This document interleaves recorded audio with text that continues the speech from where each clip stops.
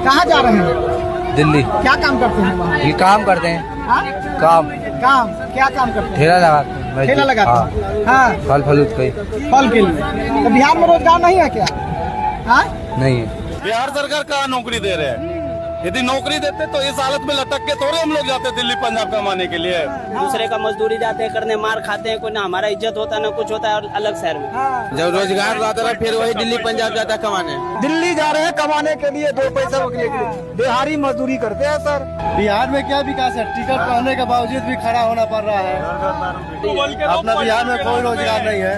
पंजाब दिल्ली जैसा काम मिलेगा तो फिर बिहार का आदमी क्या करने जाएगा, मतलब पंजाब दिल्ली। अभी घर जाइएगा तो जाकर अपने सवांग को, अपने पति को, बेटा को, भाई को, भतीजा को बोलना है फोन करके कि इस बार जब छठ में आओगे घर, इस बार जब दिवाली में छठ में घर आओगे तो 10-12 हजार रुपया के रोजी रोजगार मजदूरी के लिए अब तुमको बिहार बेगूसराय छोड़कर दूसरे प्रदेश में नहीं जाना पड़ेगा।